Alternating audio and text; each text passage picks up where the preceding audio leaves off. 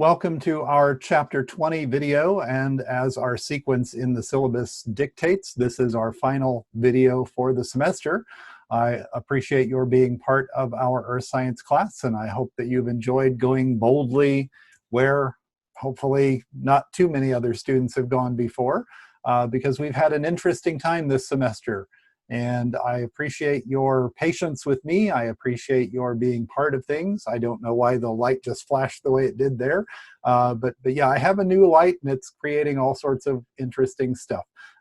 Probably a supernova exploded in front of us, because if I were on the Starship Enterprise bridge that we have here in the background, I would be facing the screen and that would be showing me what's happening out in space. Don't be surprised if we have a cat jump up on us. Don't be surprised if there's a little choppiness in the video, because I'm having to edit things out, both due to my own stumbling in terms of talking, as well as the cat sort of getting in the way. But again, I appreciate your being part of this class. I appreciate your being patient with me. I appreciate your patience with the whole pandemic situation, and I wish you lots of luck and success in the future. And if you are watching this video in the fall of 2020, I will be doing a course for the ASAP group in astronomy in 2021. So I hope you'll sign up for that. And I don't know whether we'll be face-to-face or if we'll be hybrid or if it'll be all Zooming. But if you did the Zooniverse element that's in the extra credit for this class, you have a preview of what we will be doing for some of our labs in the astronomy class. And this particular lecture overlaps. So I'm going to share the screen one final time, and we're going to hope this time it actually works the way it's supposed to work. I'm clicking share and we're getting chapter 20 here. So hopefully you are seeing chapter 20, and we're going to go to view the slideshow. This talks about world climates and global climate change. And often in classes, I will ask people who believes in climate change, and some people will raise their hands and other people will sort of raise their hands because they think that's what I think they should be doing. And then other people will sort of be sitting there with their arms crossed and like, I don't believe that because the news report says, and it's like, okay, here's the thing. The climate is always changing on our planet. And when I ask the question, who believes in climate change, I am not asking who likes Al Gore or who thinks that carbon particulates from gasoline engines are bad or anything like that. I'm asking for a very specific kind of question. And that's an important thing to know in science. Answer the question being asked and make sure you know the question being asked, because one of the things that happens in our political situation right now, not just in this country, but in a lot of countries, is people will take whatever question's being asked and twist it around to answer something different. So one of the things we try to do in science is make sure that the answer that we're giving matches the question that we're trying to answer. And one of the things that happens with climate is it is very complex. As you can see here, we have a lot of different components to it. We have the atmosphere, obviously. Most people forget that's not the only thing that's part of the climate. We have the hydrosphere, which includes the water vapor in the atmosphere. It includes the rivers and streams and lakes and oceans. It includes the groundwater and the stuff that's all around, all the H2O.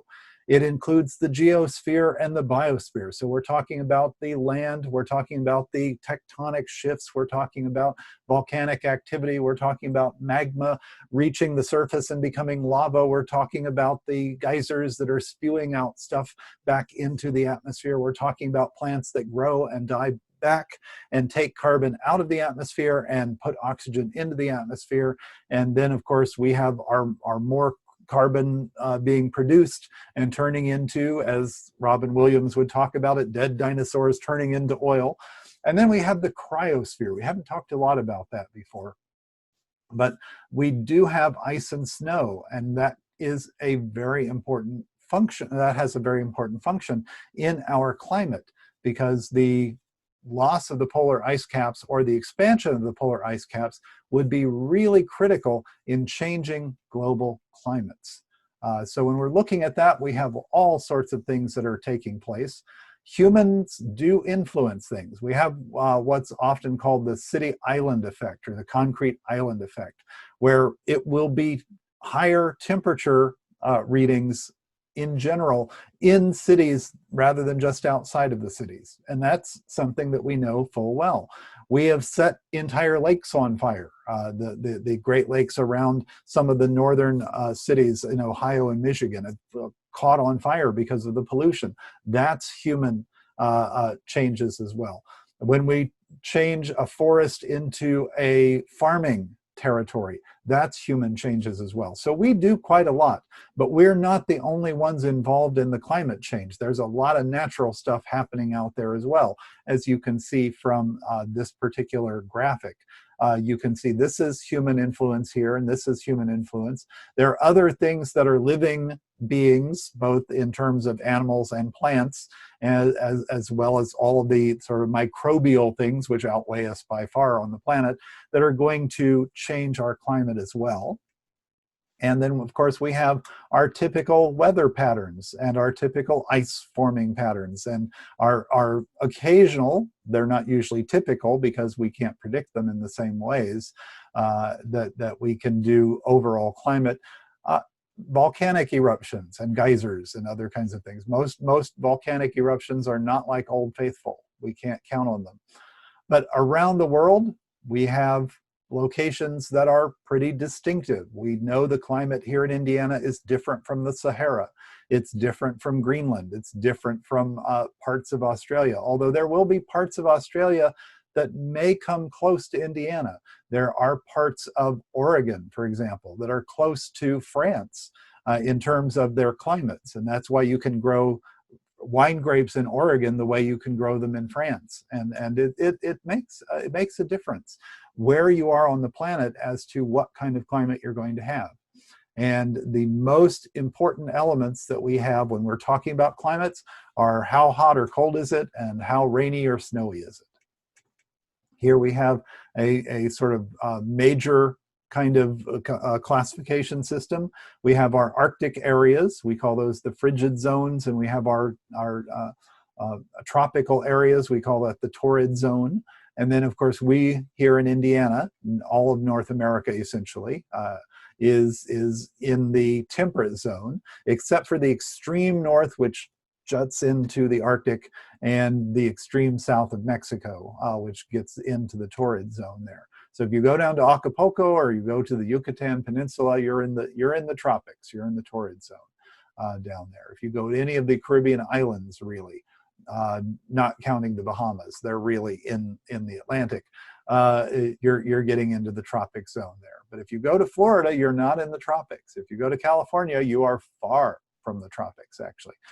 So you can see here what it's like. And it doesn't matter that we're tilted, because this entire area that is red, the torrid zone, as the world tilts and goes around the sun, that whole area is always going to be directly under the sun anyway.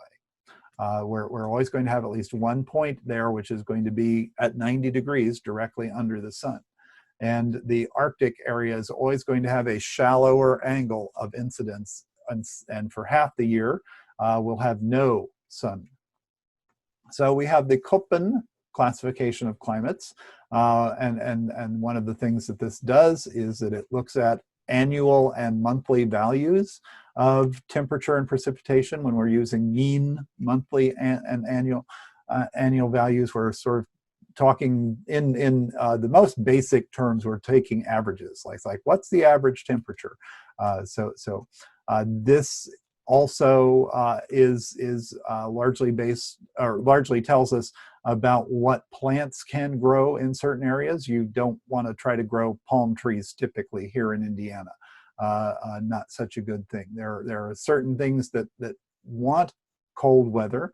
There are certain things that want hot weather. There are certain things that will wither and die off if it gets too hot. There are some things that will freeze if it gets too cold. So we have apart from our big three, which we saw on the map before, we have 5 different groups. We have the humid tropical, which is rainforest kinds of things.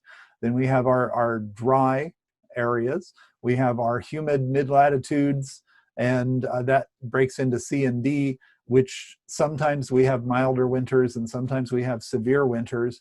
And those tend to be more consistent. You're going to have more severe winters, for example, in Minnesota and upper state New York than you will here in Indiana. You'll have fewer severe winters, say down in Texas or Alabama, although you'll have winter. And then we have our polar areas there.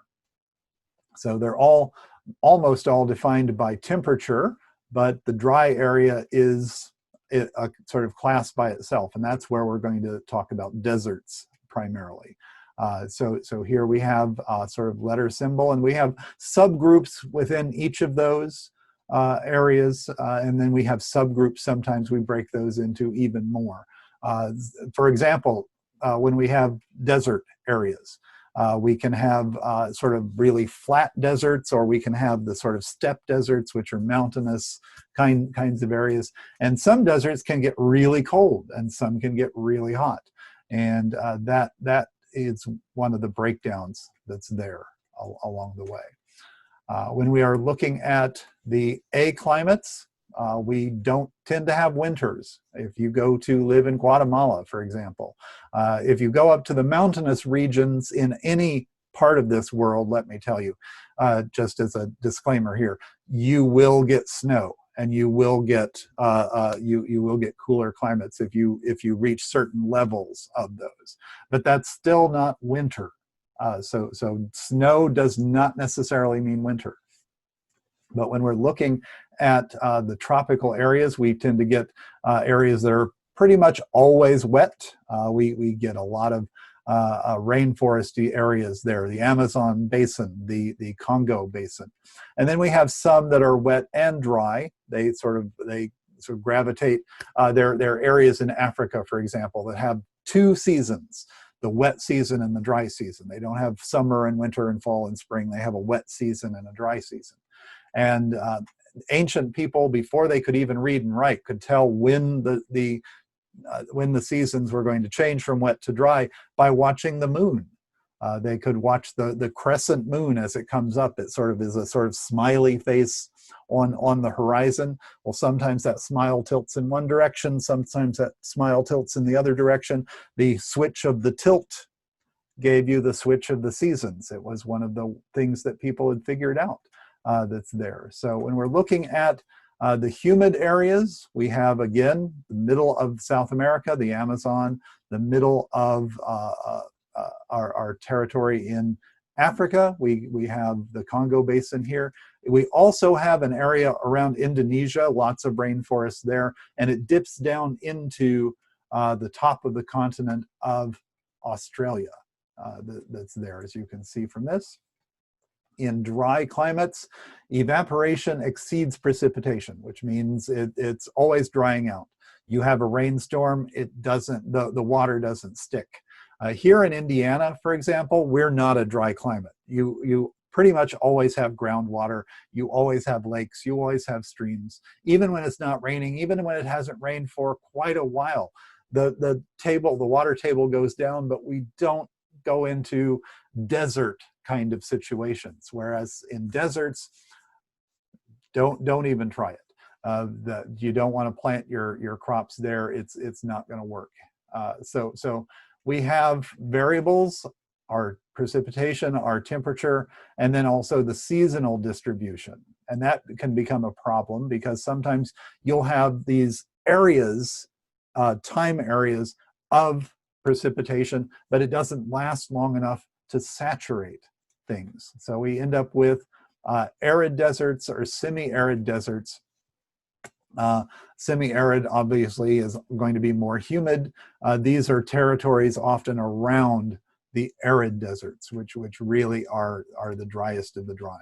Northern Africa over into Saudi Arabia and the areas in the Middle East that are so commonly seen as being desert in the media. This is one of the driest dry areas in the world. Of course, one of the things that happens also is that we see Cairo, Egypt is being highlighted here. One of the largest, most powerful rivers in the world goes right through this territory, and that's the Nile River. And the Nile River has been the scene of civilization, of people living there for at least 5,000 years, maybe even longer than that. And one of the things that happens is every year the Nile overflows its banks and then recedes back into the riverbed. And that's a result of the rains that happen a long, long way away in Central Africa. One of the things that happens there is you can grow things on either side of the river from where it overflowed. But that's not a very wide area. And you go just a little bit beyond that area and it is dry, dry, dry desert. And no matter how much that river flows and how much it overflows, it doesn't change the fact that it's stuck in the middle of a desert. So we have different things that are causing this, including quite frequently the high pressure belt areas that we talked about. Remember, low pressure is often stormy, high pressure means not so much. And then we also, in some territories, have high mountains. That's not the case in the Sahara. That is often the case in places like China and the United States. So these are located, as I mentioned, in the Northern Hemisphere. So here we can sort of see the Sahara Desert, the Arabian Desert. We do have some desert areas, Namibia, the Kalahari Desert down here in Southern Africa, but not nearly as much as we've got up in the top there. Then we have our mid-latitude climates. We have our sort of subgroups, which include the eastern sides of continents and the western sides of continents, which will be changed a bit because of the way the wind and water patterns in that global conveyor of the ocean operates, which we've talked about before. So notice one of the things we'll end up with on the West Coast, mild winters and cool summers. We've talked about it before, how people in San Francisco often don't have air conditioners, even though they're at the same latitude as us in Indiana, and we couldn't live without them. Whereas when we get into the eastern side, we'll often have a lot more winter precipitation. And even though the winters can be fairly mild, you can get some really big storms there. You're almost never, ever going to have a blizzard in San Francisco. And not even so much in the Northwest up in Seattle. You'll have a lot of rain up there. But then we also have our sea climates with mild winters, often called the Mediterranean climate. We have sort of drier summers, not too much in terms of flooding possibilities with these, and we have more precipitation in the winter. So here we can sort of see our precipitation and our temperature ranges that are here. One of the places you may notice here, Sitka, Alaska, is being highlighted, and you think of Alaska as being way up north, but this is actually fairly south, fairly well down into the panhandle of Alaska. But notice it is also on the Pacific Ocean coast there. If you take a cruise, I took a cruise from San Francisco up the Alaskan coast just a few years ago. Sitka is often one of the places that you will stop. And it's quite a remarkable place. And you see a lot of rainforest and a lot of heavy vegetation area in this part of the world. And quite frequently, it is colder and more snowy here in Indiana than it is in Sitka, Alaska. So here I have some pictures of that trip. I went to Sitka National Park. I saw one of the totem poles. I actually saw people who are carving a new totem pole there, and they have several of these that are set up to tell the story of the indigenous peoples who were living there before. And it's very near mountains right at the coast. And you can see, I was there in May, these pictures were taken in May, and you can see the snow on the top of the mountain, even in May. So that was quite a nice trip. I recommend it highly. Then we get our mid-latitude areas with severe winters. We don't have that in the southern hemisphere. We pretty much only have that in the northern hemisphere, and that comes in the center of continents. So you're not getting the mitigating factors of the oceans on the sides. So that's where we get the land-controlled climates. That's us. They're talking about us here in Indiana. They're also talking about the sort of the center of Siberia. People go to Siberia, get sent to Siberia to the icy retreats of Russia as a penalty for things. And that's because it's also vast land mass that doesn't have the warming effects of the oceans that are there. So as it says here, confined largely to North America and Eurasia. Between 40 and 50, we have severe temperature changes. So you can get over 100 degrees in the summer, and you get really, really low in the winter. So we have high range and a lot more snow quite frequently in the summer, at least in potential. And then we have our subgroups in the D areas.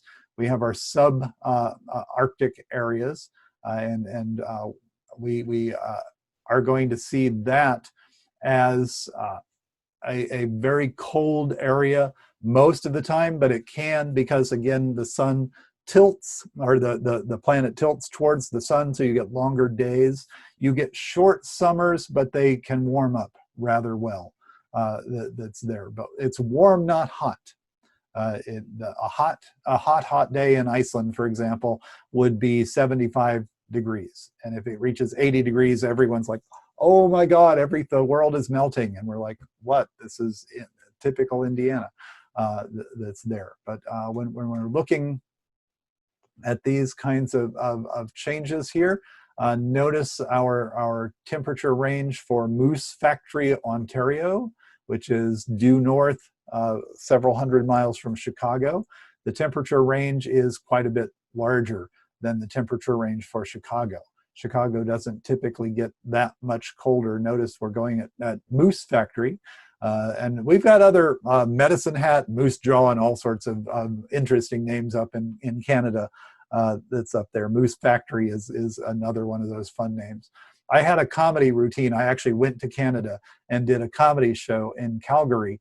And just down the road from all of these weird places like Medicine Hat, Moose Jaw, and other kinds of things. And I said, well, I don't really have any cause for making fun of you because I live just away from a place called French Lick. It's like, what's the deal with that? What is French Lick? I still don't really know. So when we're sort of looking at that, notice we get a lot hotter, of course, in Chicago because we're in the middle of the continent. But we don't get nearly as cold there. But both of these are D climates. Both of these are areas where you're going to have some potential remarkably deep snow at times. And then we get the cold polar climates. It's always cold. There's a question that I sometimes ask in my astronomy class in labs: which is more important, how high in the sky the sun is, or how long in the day the sun is, as to whether it's hot or cold? And the answer to that, if you take the class and remember this from that time, is it matters how high the sun is in the sky. Because the sun can be in the sky in the polar region for 24 hours a day, and it's still going to be frozen. You still have the ice all over Antarctica. You still have an ice cap, at least at the moment, in the northern hemisphere around the North Pole. So the temperature, even in the warmest of the months, tends to be pretty cool. It's not always below freezing. That would be 0 degrees Celsius, but it is pretty chill. This is where you go to chill. Then we have two sub climates here. We have the tundra and we have the ice cap. Tundra area will have some different temperature spikes, but it tends to stay frozen so that trees can't root into the ground. And this is almost exclusively in the northern hemisphere. We don't have much land in the southern hemisphere which reaches this. And the ice cap is basically permanent ice and snow. nowhere does it average above freezing because, of course, the ice and snow that's there. So here we have our temperature ranges for two places that are pretty much on the same latitude, Point Barrow, Alaska, and Ice-Nitty, Greenland. And what we're seeing here over in Greenland is we get much, much colder down here. We're getting pretty cold. I mean, when we're talking minus 30 degrees here in Point Barrow, that's cold. Never gets that warm along the way, but we're getting like really frozen down here. We're pushing minus 45 in Greenland. So the temperature range, notice, is about the same from top to bottom there. So highlands, again, if you are in the higher elevations, you're going to have cooler and often wetter kinds of things. That's why we get the snow-capped mountains, as which we've talked about before.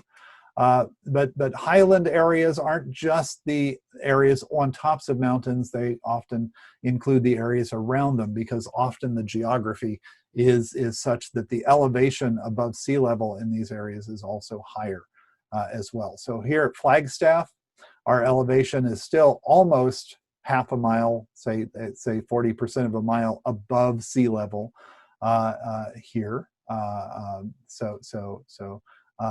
if we're getting even higher up into the mountains, we're going to get several miles above sea level that's there. So when we're dealing with Phoenix, however, the elevation is going to be much lower, as you can see. We're at 330 meters. We're talking maybe a quarter of a mile or less that's there.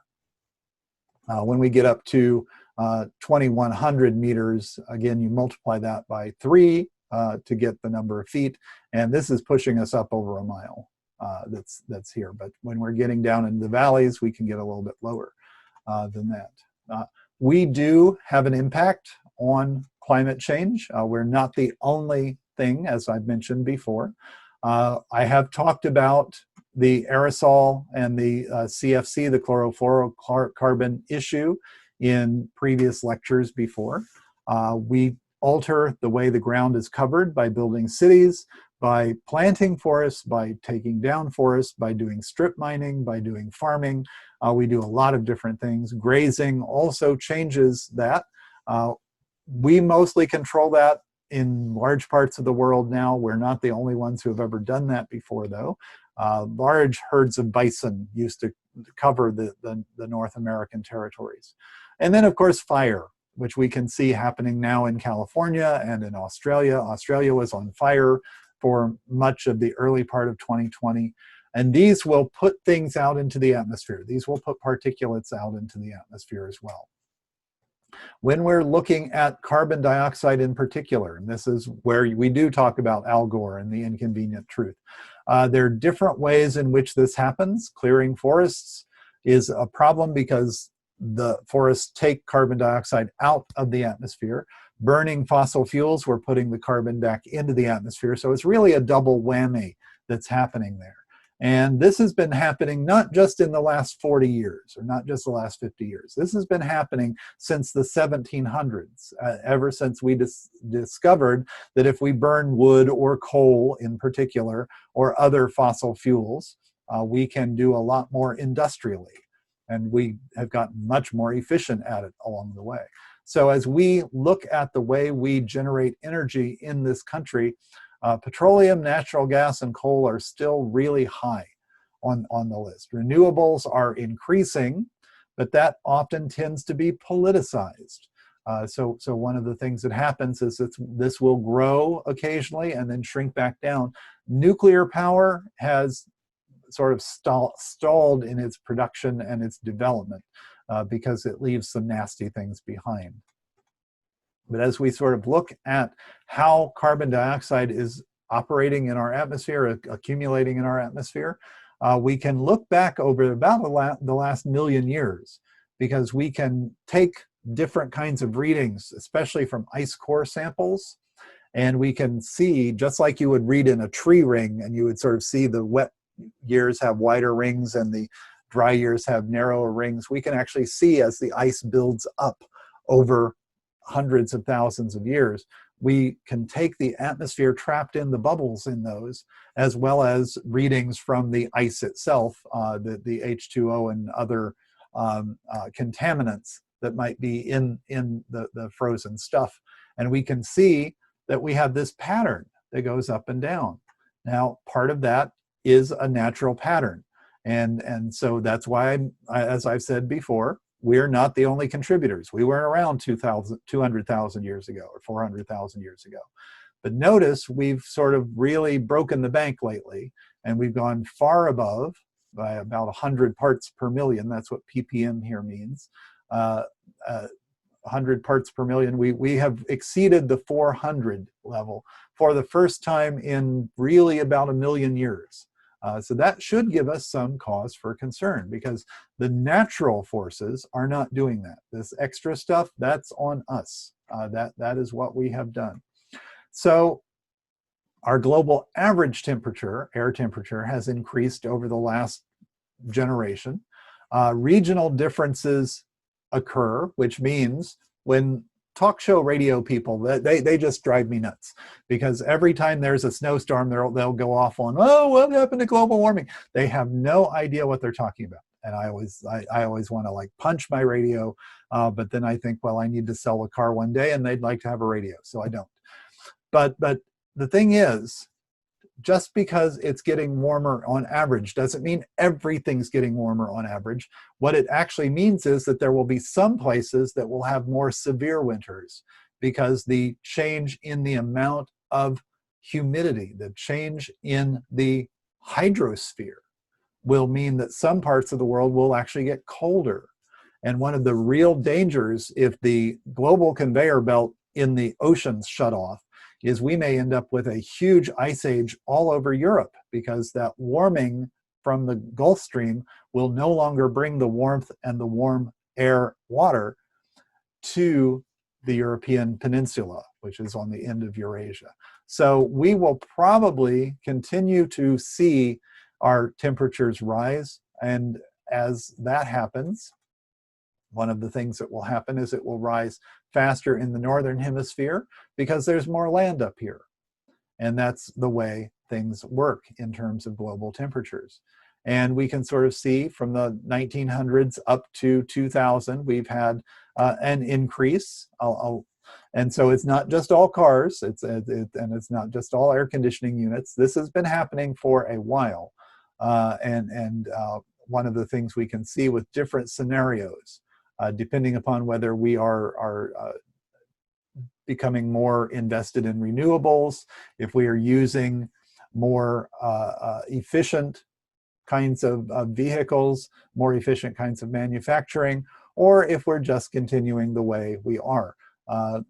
This kind of global warming becomes alarming because it will melt the ice caps. It will also shift those bands of climate that we were seeing in the planet, and the hot zone will stretch out more and more. And that's already beginning to happen in different parts of the world. So there are other things apart from carbon dioxide to pay attention to, though. We also have methane, nitrous oxide, chlorofluorocarbons, which I've talked about before in terms of our ozone layer, so I won't go into this as well. But it's not just the carbon dioxide. There are other things that, as we put those things into the atmosphere, can also have an effect. So it's not just a one single cause to all of this. We have put a lot of aerosols into the atmosphere, and one of the things that happens is that will sometimes absorb the incoming radiation, the incoming solar radiation, especially the infrared, and some, however, can have a cooling effect by reflecting solar radiation back into space. These don't tend to last for a long time, but they tend to hover over urban areas, and that will contribute to urban pollution areas. So here we can sort of see a satellite photo well, we've got very heavy pollutant areas in China. And the Chinese pollution is so intense at times that it reaches all the way across the Pacific and can be measured in California. Usually doesn't reach Indiana because the Rocky Mountains, the mountain ranges that are there, will block it from coming any further into North America. But this is quite dramatic because China, in their effort to catch up with the rest of the world industrially, has done a lot of coal burning plants, and their manufacturing and industrial complex has grown tremendously over the last 2 generations. So we see things that we think that they look like they're weather patterns, but they're not. These are pollution patterns. The thing is, though, London looked like this 200 years ago and 150 years ago, and even up to less than 100 years ago, there was a deep, deep, dense fog that killed thousands of people. And when I say fog there, what I mean really is smog mixed with the atmospheric conditions. So yeah, we have issues in terms of our global climate that we need to address. And there are different things that we can do that can make it better. There are different things that we can do that can make it worse. So sea ice is one of the things that is at issue. A warmer ocean will have a longer melt period, will have less ice, which will reflect less sunlight, which will allow things to absorb more, which will make the warmer ocean, which will cause it to melt. So you can sort of see how this loop works. It's called a feedback loop. So the less ice, the more warmth, then the less ice and more, until finally we may end up with no ice cap at the top of the world. I think I have shown this before, but again, this is sort of the global thermostat. As our planet warms up, one of the things that happens is we will have more water vapor absorbed into the atmosphere. Thus, we'll have more clouds and will reflect more sunlight away, so we'll cool off. And this is part of the overall mechanism in our planet's global climate adjustments. So this happens on a regular basis. That's why in that other graphic that you saw a moment ago, let me go back to that. Oh, here we go. Notice it goes up and down. It goes up and down seasonally. It goes up and down over the course of years, and it goes up and down over the course of tens of thousands of years. That's why we sometimes have ice ages and sometimes have global warming spells. And here we can see some different models as we have been sort of looking at to see where our temperatures might be. And with natural factors only, we would have probably been going into more of a cooling spell rather than a warming spell on our planet. Whereas with natural and human factors combined, we're going into a warming spell. And our observations are sort of keeping in step with that. So as I mentioned before, loss of ice, sea ice, the permafrost. There have been buildings built in Canada and Norway and Alaska and Russia into the permafrost, into that tundra area that doesn't ever melt, that is now thawing out. And because they were built on stuff that shouldn't be melting, the buildings are collapsing. That is already happening. The sea level is in fact already rising. That's why we get more severe flooding in places like New Orleans when we had our hurricane there, Hurricane Katrina, because the oceans are higher than they used to be. Not by a lot, but you don't have to have a lot when you are talking about swells of water and major storms. This can disrupt quite a lot of the water and agricultural resources in the world. So this is a concern, and this is a concern for those of you who are in your teens and 20s, because you've got as much as 100 years to live with this kind of stuff. I'm going to be out of here in a couple of years, so I'm not so worried about it for myself. But I am worried about it for you and for your kids and your children's children, because this is a warning. This is a warning. We're not getting cooler. And the more you crank up the air conditioner, the more stuff you're putting into the atmosphere to make it worse. And that's not a feedback loop. that we want to get into. So I hate to end the class on a downer. I don't want to say, okay, you're all doomed and just, it's like, give it up. Because we're not, in fact. One of the things that I like about Star Trek is, and I didn't plan it by putting this up here at the time, but one of the things I like about Star Trek is it gives us a hopeful vision of where science and technology and human hope and human spirit can take us. And the truth is, we have set rivers and lakes on fire, but we have cleaned them up and they're not on fire anymore. They're not as polluted as they used to be. We have poked a hole in the ozone layer, but we've also changed our manufacturing and our purchasing processes so that we don't put the same thing into the atmosphere that we used to. We are capable of change. We just have to have the will to change, both the political will and the social and individual will to do so. So as I've often said, and people are actually right now, as I'm recording this in 2020, we're in an election year. So we've been told very specifically, don't tell people who to vote for. And I'm not telling you who to vote for.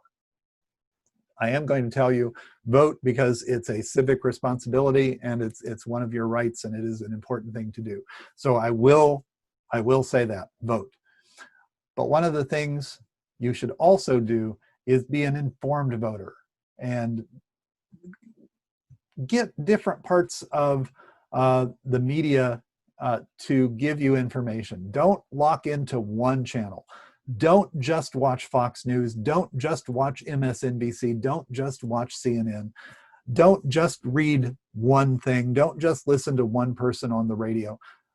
Take advantage of the fact that technology is giving you lots of information in lots of different directions, and make an informed decision. And by taking this class, you have gone a long way towards being a little bit more aware of what science really is.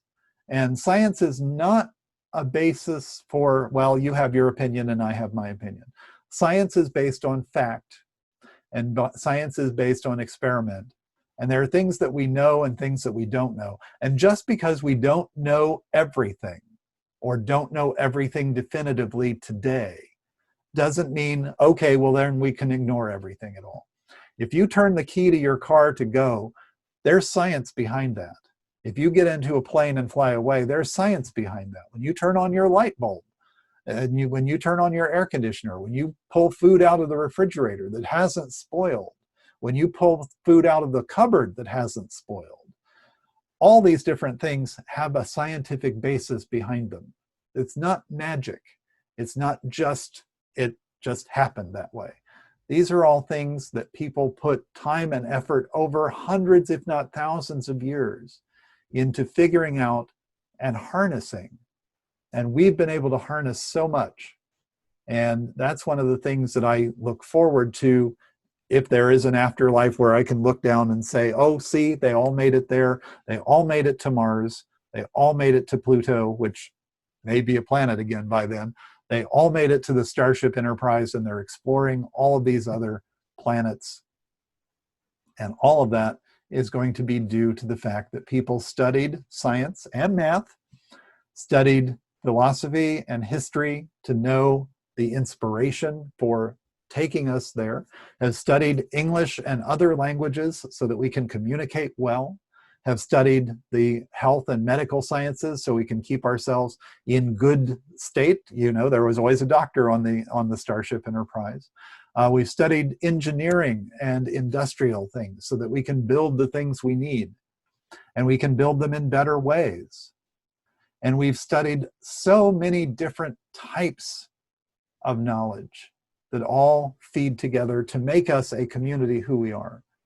And I think one of the things that I hope makes it through in this class is that you are part of that future, you are part of that community, and you are part of making the human race a success. We're counting on you, those of us with the gray in our beards. We are going to hand off the baton to you as if this were a race, the human race, and you will be the one to carry it through. Will you carry it to the Starship Enterprise? I hope so.